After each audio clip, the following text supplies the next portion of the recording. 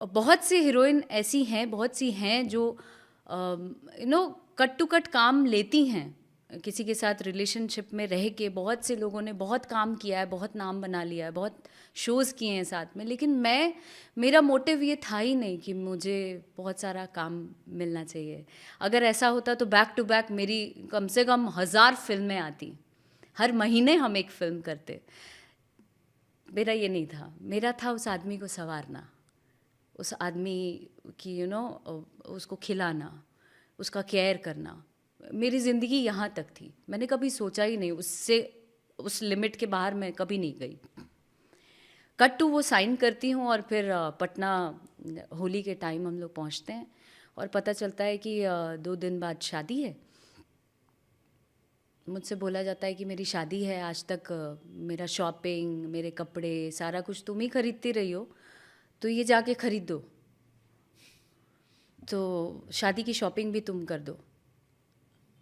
तो मैंने ना ना हाँ कहा ना ना कहा, मैं चुपचाप उनकी बातों को सुनी, नो रिएक्शन एट ऑल। मैंने बोला ठीक है, चलती हूँ।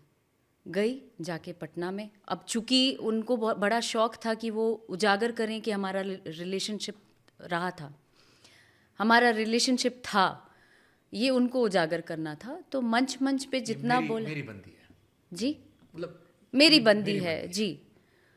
तो कोई और ना देखे जी, तो अब तो पूरी पब्लिक जानती थी कि भाई इन्हीं दोनों की शादी हो रही है। शादी की खबर फैली और ऐसा हुआ कि अक्षरा और ये ही शादी कर रहे हैं, जबकि ऐसा था नहीं। मैं पहुंची, उनके कपड़े से लेके यहाँ तक कि मैंने बोला कि लड़की का भी कपड़ा ये ले लीजिए। क्यों कर रहे थे आप ये? फिर आप तो प्यार करते थे, आप तो रिलेशनशिप में थे, क्योंकि आपको जब तो पता होना चाहिए, आपको डिच कर दिया गया, फिर आप क्यों कर रहे थे? ज़िद नहीं थी, नहीं, आपको पता होना डिच कर दिया गया आपको। पर मुझे ज़िद नहीं थी, मेरी ज़िद नहीं थी उसको पाने की। मैं प्यार निस्वार्थ करती थी। मुझे ये नहीं चाहिए था कि वो ज़बरदस्ती मेरे साथ रहे। जब सामने वाला जिसके साथ आप रहने की इच्छा जाहिर कर रहे हैं, जिसके साथ आप समय बिता रहे हैं, जिसको आप प्यार करते उनकी वो हैं। अरेंज मैरिज थी या वहाँ भी लव था? Arrange marriage. ओके, तो बलिया आप, की रहने वाली ज्योति सिंह। हाँ जी, तो आप प्यार को ज़बरदस्ती अपने पास नहीं रख सकते हैं। तो जब सामने वाले ने ये खुल के कह दिया आपको, तो फिर वहाँ पे इफ़ बट की बात नहीं आती है, ना कोई सवाल होता है। बट आपका तो अधिकार था ना, आप उनको खाना खिला रही थी पवन सिंह को, आप उनको कह रही हैं मैं पवन सिंह को सजाती थी, पवन सिंह को संवारती थी, सुलाती थी, उठाती थी, सारी चीज़ें, पैर छू रही थी स्टेज के मंच पर। जब वो शादी कर रहे हैं और आपसे कह रहे हैं कि 2 दिन बाद मेरी शादी है, शॉपिंग कर लो, तो आपको तो अधिकार था ना पवन सिंह से पूछने का कि फिर मेरे साथ क्या था, नहीं, मैं क्यों कर रही थी, नहीं, क्या तुमने मेरा इस्तेमाल किया? नहीं, मैंने ये सब कुछ नहीं पूछा। इसलिए नहीं पूछा कि जब आप कहीं पे ना निस्वार्थ रहते हैं ना, तो आप किसी को बांध के नहीं रख सकते हैं। अभी भी आपको ये लगता है आपको, हाँ, कि अभी भी ये लगता है, या लगता है कि नहीं, अच्छा होना और बेवकूफ़ होने में अंतर होता है? लगता है अब लगता है। फिर आपने शॉपिंग करवा दी। हाँ वो जी, एक गाना आया था प्रियंका चोपड़ा की, साजन साजन तेरी दुल्हन सजाऊंगी। अब हाँ, बड़ा अच्छा कह एकदम। सकते हैं हाँ, तो या आपने दूल्हा सजा दिया, अपने ही जिनको ख्वाबों में पति माना उनको सजा सवा कर किसी और के पास भेजा। भेज दिया। फिर अब उसके बाद हम जिस जगह से, जिस बैकग्राउंड से आते हैं, हम किसी के साथ शादी होने के बाद नहीं रह सकते हैं। ये परवरिश मिलती है, हम बचपन से यही सीखे हैं समाज में रह के, दिस इज़ नॉट राइट। तो मेरे मन में मैं तिल तिल वहाँ से ही मरना शुरू हो चुकी थी। मैं, बहुत सारे प्रोजेक्ट ऐसे थे जो मुझे इनकम्प्लीट थे, जिसको पूरा करना था।